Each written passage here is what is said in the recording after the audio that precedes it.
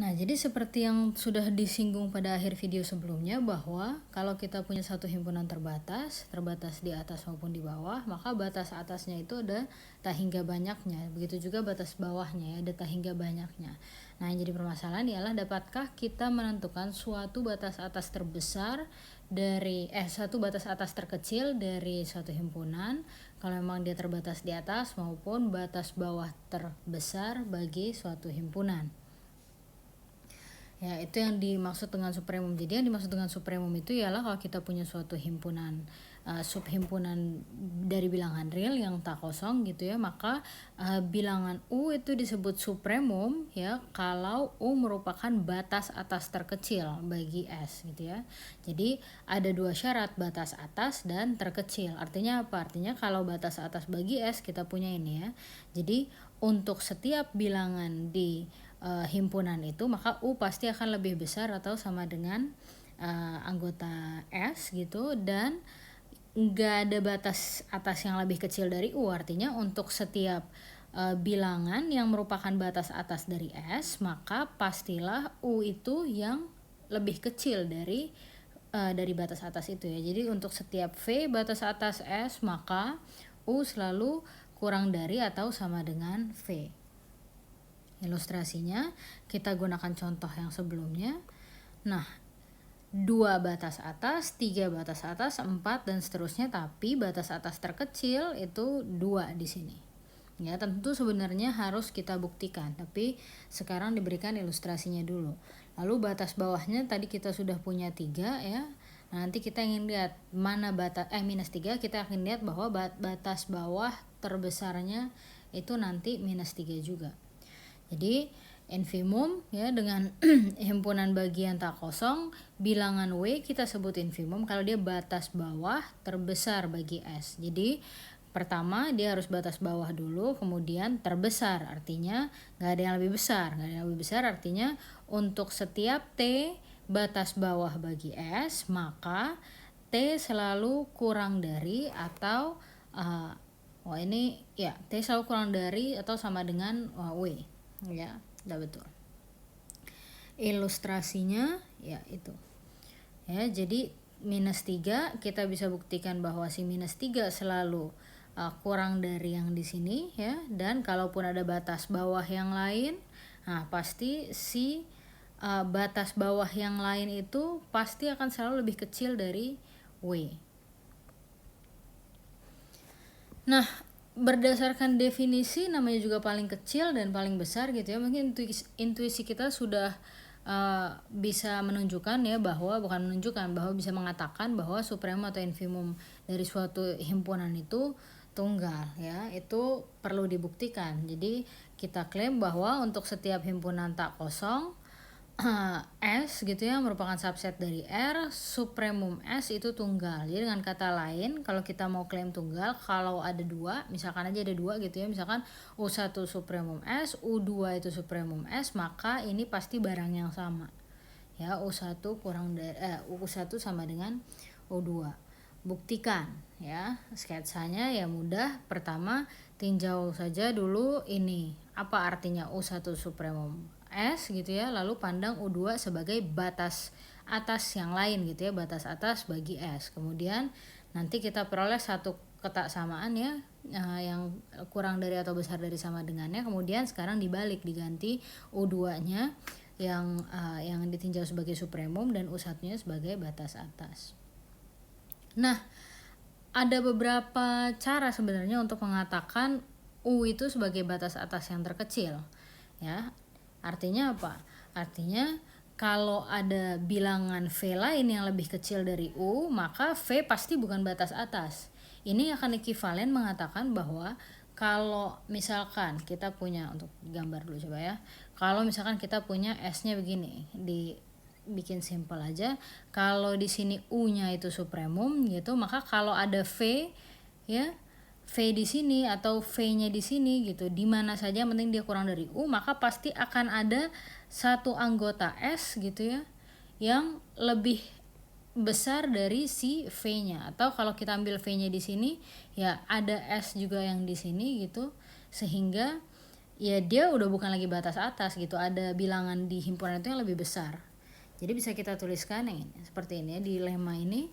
Jadi untuk kondisi yang pertamanya masih sama, U supremum S artinya selalu batas atas ya gitu.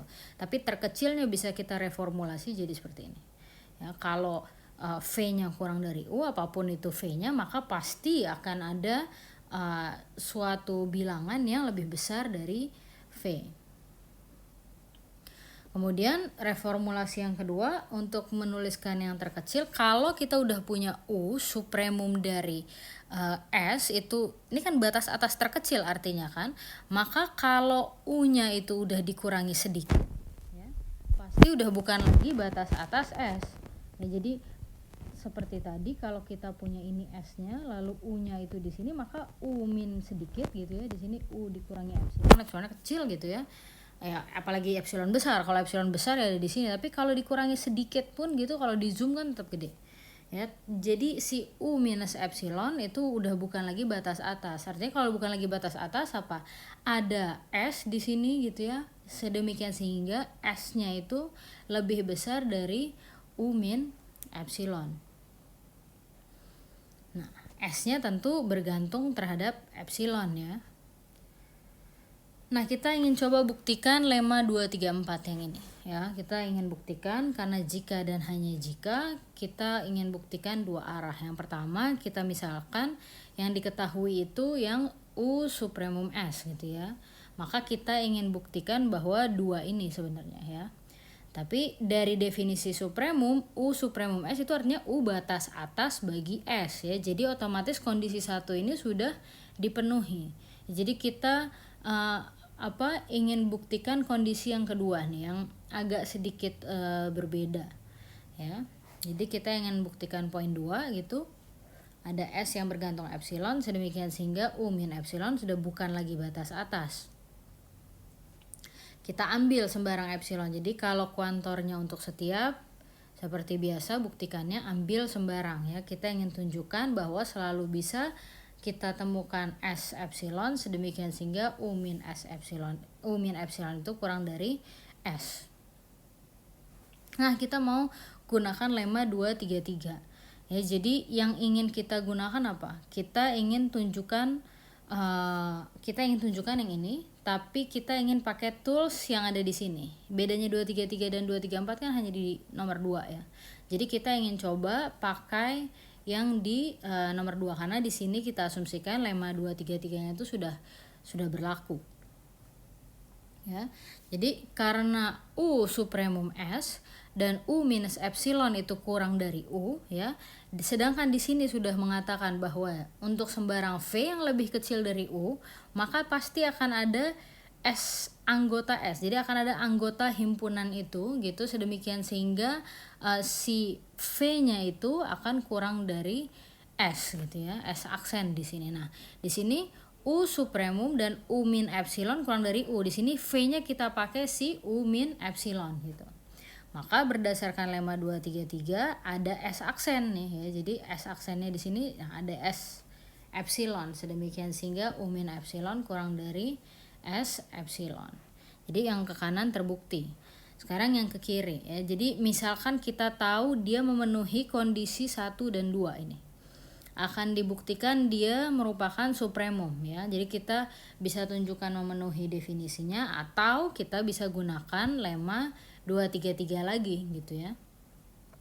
Kita ingin pakai di sini akan aplikasikan lemma 233. Jadi kita cukup tunjukkan bahwa kalau kita ambil sembarang V yang kurang dari U, maka selalu ada S aksen ya. Di S akan ada anggota S besar gitu, sedemikian sehingga si V-nya itu kurang dari S aksen. Atau ya kalau ini yang kalau V kurang dari U maka V bukan batas atas gitu ya. Ini mengatakan itu sebenarnya. Sekarang kita ambil sembarang V kurang dari U, artinya U min V lebih besar dari 0. Nah, kita tahu bahwa ini 2 kita udah punya nih ya. Ini 2 kita udah punya, maka dari poin nomor 2 kita tahu bahwa apapun epsilonnya pasti akan ada anggota S, sedemikian sehingga U dikurangi epsilon kurang dari S epsilon. Artinya pernyataan ini kan sudah berlaku untuk sembarang epsilon, maka berlaku juga untuk epsilon 0 U min V gitu.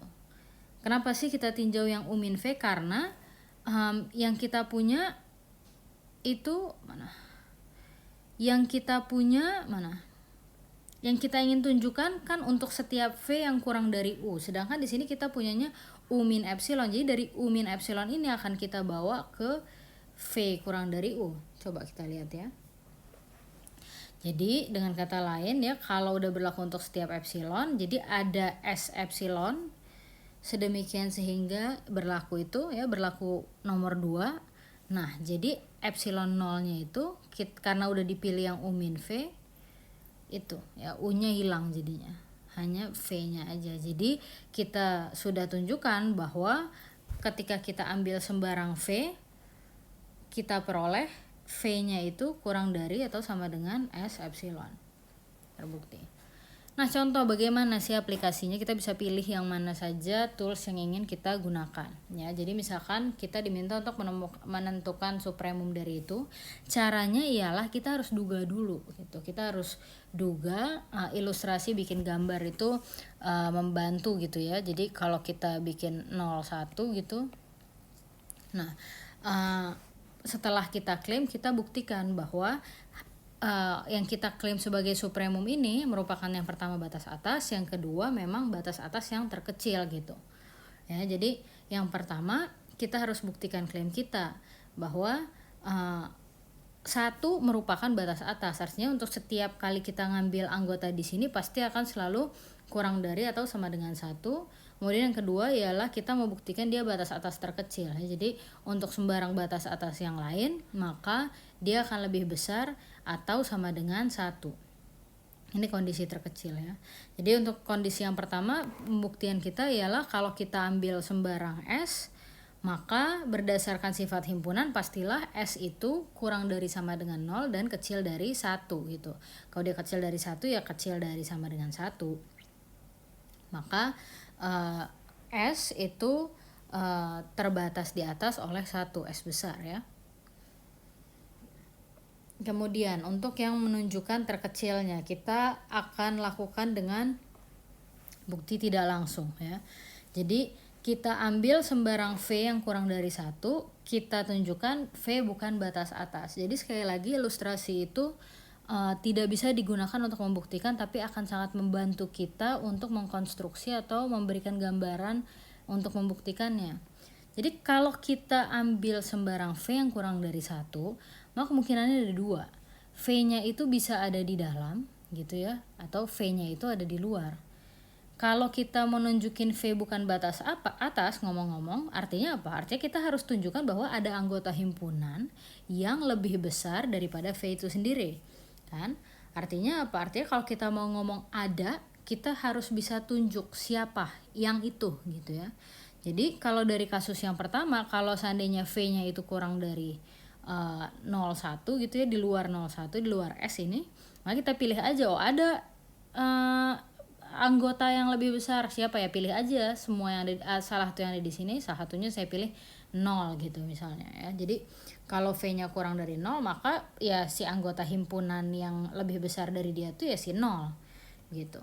Nah, kalau si V-nya lebih besar dari 0, maka ada S aksen 1 plus V per 2. Ini kepikiran dari mana coba? Jadi gini, kalau kita pilih V-nya itu ada di dalam sini, artinya apa? Artinya kita selalu bisa menemukan anggota. Artinya kita selalu bisa menemukan anggota di antara V dan 1 ini. Siapa ya, seenggaknya ya titik tengahnya gitu. Ini yang kita klaim sebagai S aksen kita di situ. Tinggal kalau sudah diklaim, kita harus tunjukkan dong bahwa memang betul si S aksen ini selalu lebih besar dari V. Tapi kita tahu ya, kalau S aksennya kita pilih 1 plus V dibagi 2, maka V-nya itu kan kurang dari 1.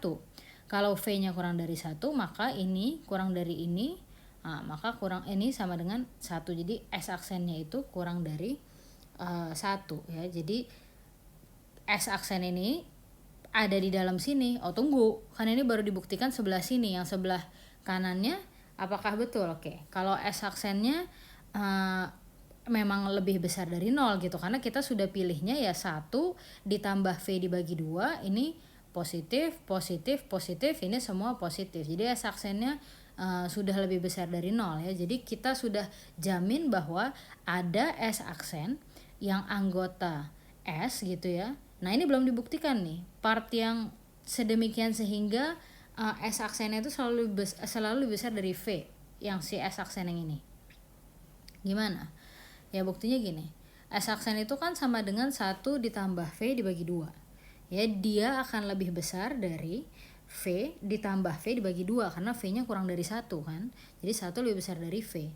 Nah jadi dia akan sama dengan 2V dibagi 2 sama dengan V. Jadi kita bisa buktikan bahwa karena S aksennya sudah lebih besar dari V dan S aksennya anggota S, maka V-nya itu bukan batas atas. Ya.